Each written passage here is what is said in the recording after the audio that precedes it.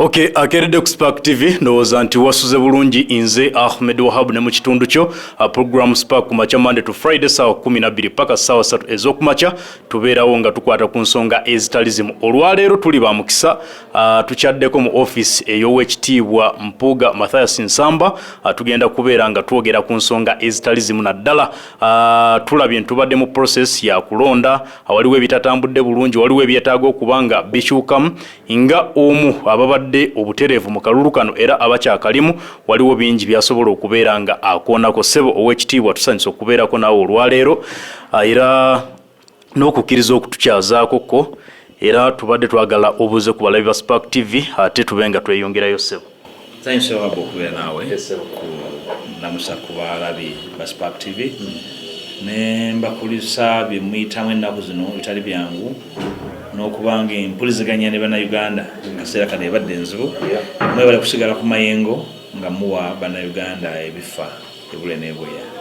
Honorable tulina bye tulabye mu kulonda kuno nga bikolebwa akakiiko k'ebyokulonda ebitatambulidde ddala bulungi nga mu kulonda kwe tugendamu olwokuna n'okulonda okujja okweyongerayo mu maaso byalisobodde okubeera nga bikyukakyukamukko biki ku ebyo nga ggwe bye walirowoozezza nti bino ne bino birina okubeera nga bikyuka singa tuli bakufuna okulonda omuntu yenna yenna kwayinza okuyita okw'amazima n'obwenkanya? Ndowooza kyandibadde ekyangu kyoyinza okugamba nti singa mwami byabakama abadde mwenkanya n'agamba nti ofisi ngifulumye byannemye ekiyandibadde kikulu nnyo kubanga bw'omala okusaasaanya obuwumbi 15 wenzireta okugamba nti byoteekedde emyaka 5 tebikola olunaku bibirina okukola. Ndowooza ekyo kyekitwandikirwako nti abateekateeka okulonda singa babadde benkanya bandibadde basaba okulonda okusigadde ne kwongezebwayo ne bafunayo ttiimu endala ekisooka ng'erina enteŋŋeneze okusala amazima, ekyokubiri nga n'ekyokukola ekituufu ekyagala, n'ekyokusatu nga esobola okulambika bannayuganda kubanga bukya tuva mu kulonda kwa president ne bamemba parliament okwali okw'emivuyo oli owulidde okulya kisooka ebyokulonda nga banyonyola bannayuganda ddala kiki ekyaliwo baali bavuddeyo bategeeza eggwanga nti bannange twetegekera emyaka 5 n'ekino kyekyaliwo baakubwa laddu ebiba byabwe byagubwamu virus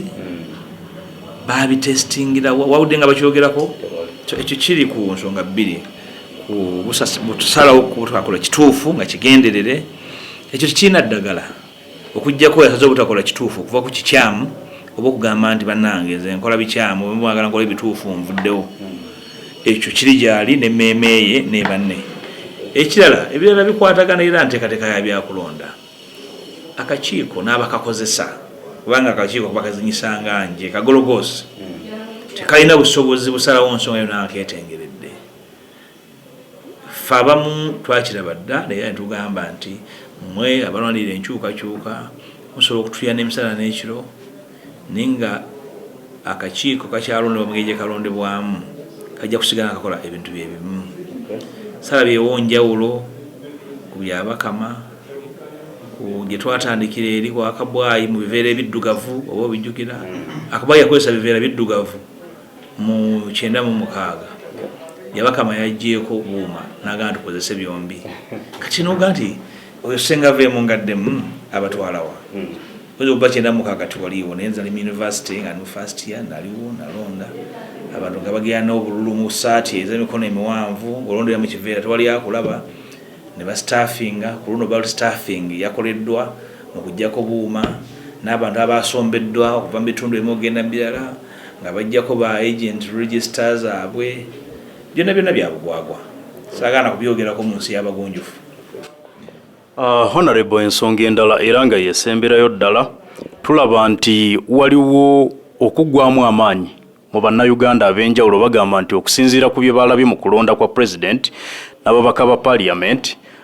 ebyokulonda lirabika nga siri ekkubo mwe bayinza okuba nga bayita okukyusa obukulembeze bwabwe. Kino tekigenda kubeera nga kikosa akalulu ke tugendamu bakulembeze b'ebitundu akolwokuna olwa wiiki eno? Nkakasa bulungi nnyo nti n'abakola ekyo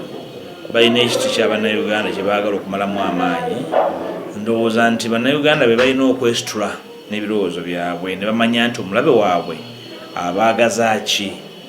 ekyo batakikole omulabe ajja batwala mu kkoona lyabaagalamu tebalina kugwa mu maanyi balina kusigala nga bakola naye n'ekirala bannayuganda balina amaanyi agawaliriza abali mu buyinza okukola ekituufu bannayuganda balina amaanyi agawaliriza abali mu buyinza okukola ekituufu ekizibu ekiriwo tulina bannabyabufuzi bannakigwanyizi abalimbalimba bannayuganda nti balina kye bagenda okukolawo naye nga mperekeze buwerekeze singa bannayuganda banaategeera bannakigwanyiza abo babagamba mujje tugende esumulula essaati naye nga ddala si kye baliko tujja kukola ekituufu amaanyi ga bannayuganda agawaliriza abali mu buyinza okukola ekituufu weegali era saagala muntu yenna agambe nti aweddemu amaanyi bw'ogamba nti weddemu amaanyi omulabe wa uganda ajja kupopinga campaign agambe nti awe mbadde mbaagala wennyini abawangudde kale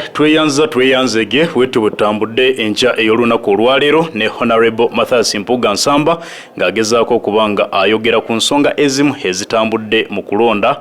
Munnayuganda toyina kuggwa mu maanyi okyalina obusobozi okubeera nga okyusa ebintu bingi. Nze Ahmed Wahab kankuze ewamyuka ne Kefas babe nga bakongerayo ne program eya Spark ku makya.